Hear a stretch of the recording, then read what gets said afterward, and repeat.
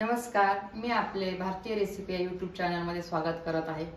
तर आज आपण बनवणार आहे नाश्त्यासाठी किंवा हलक्या फुलक्या भुकेसाठी लागणारा मुरमुऱ्याचा चिवडा।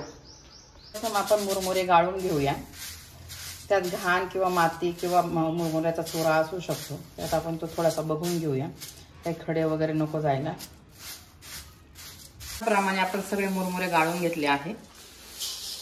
त्यासाठी आपण घेणार आहोत साधारण अर्धा लिटर तेल।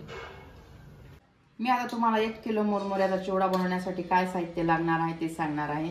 पाव किलो शेंगदाणे, पाव किलो खोबरं, पाव किलो डाळ्या, 1 छोटी वाटी मिरची, 1 वाटी मी पिठी साखर घेतली आहे, मीठ घेतलं आहे आणि 1 मोठी वाटी मी कढीपत्ता धुवून स्वच्छ करून घेतलेला। शेंगदाणे तळून घेऊया। शेंगदाणे शक्यतो मंद गॅसवरती तळायचे। शेंगदाण्यांची साल निघायला लागली की समजायचं आपले शेंगदाणे तळून झाले आहे, ते काढून घ्यायचे। मग आता आपले शेंगदाणे तळले आहे, काही फुटले आहे आणि काहींची साल निघाली ते समजायचं आपल्याला जेवढे पाहिजे तेवढे शेंगदाणे तळले आहे, आता काढून घ्यायचे। मी डायरेक्ट मुरमुऱ्यांमध्येच टाकणार आहे हे सगळं तळलेलं सामान। त्याचप्रमाणे आता आपण खोबरं पण तळून घेऊया।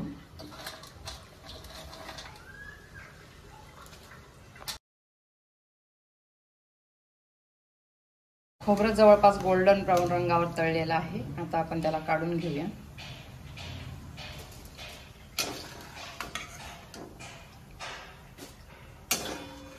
पाव किलो मक्याचे पोहे सुद्धा यात टाकणार आहे, ते पण आपण मीडियम किंवा मंद आचेवरती तळून घेणार आहोत। असा मस्त येलो कलर आला की काढून घ्यायचे। याचे जरा फास्ट तळून होता म्हणून थोडं फास्ट करायचं त्यासाठी।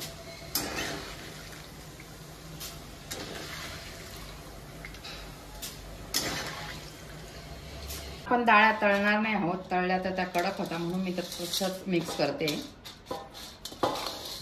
हिरव्या मिरच्या तळून घेऊया।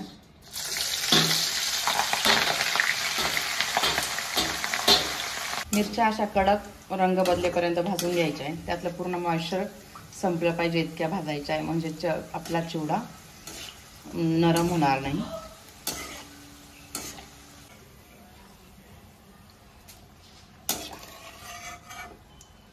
आता आपण कढीपत्ता तळून घेऊया।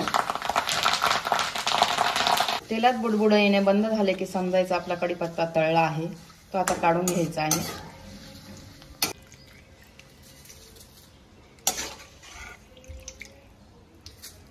तळून तेल उरलं आहे, तेच आपण चिवडा बनवण्यासाठी नंतर वापरणार आहोत। तळलेले सगळं साहित्य मिक्स करून घेऊ आणि नंतर मसाले ऍड करू। या साहित्यावर जर लगेच मसाले टाकले तर ते काही पदार्थांना, तळलेल्या पदार्थांना जास्त लागून जातात, त्यासाठी आपण हे पहिले मिक्स करून घेऊ। किलोच्या प्रमाणासाठी मसाले टाकूया। लाल तिखट टाकते मी 4 चमचे। आपण ऑलरेडी हिरव्या मिरच्या तळून टाकलेल्या आहे, त्याच्यामुळे मसाल्याचं प्रमाण कमी ठेवायचं। मी आता 4 चमचे गरम मसाला पण टाकणार आहे। रंग येण्यासाठी 1 चमचा हळद टाकली। आता आपण 1 किलोच्या प्रमाणासाठी साधारण 3 मोठे चमचे मीठ टाकणार आहे। चिवड्यामध्ये मिठाचं प्रमाण साधारण कमी ठेवायचं, कारण मुरमुरे बनवताना ऑलरेडी मिठाचा वापर केलेला असतो। आता आपण पिठी साखर घालूया। मी साधारण 4 चमचेच पिठी साखर घालते।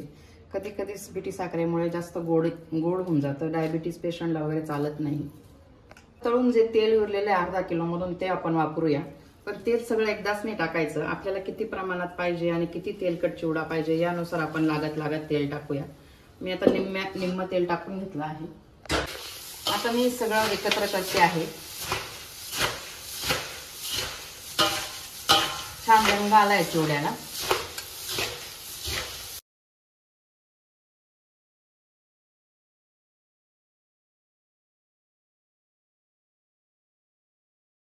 अशा प्रकारे आपला घरगुती साहित्यात तयार होणारा मुरमुऱ्यांचा चिवडा तयार झाला आहे। रंगही खूप सुंदर आला आहे आणि टेस्ट पण आपण नक्कीच करूया। अशाच प्रकारच्या नवनवीन आणि छान छान रेसिपी बघण्यासाठी माझ्या भारतीय रेसिपी या यूट्यूब चॅनलला नक्कीच शेअर, लाईक आणि सबस्क्राईब करा। थँक्यू।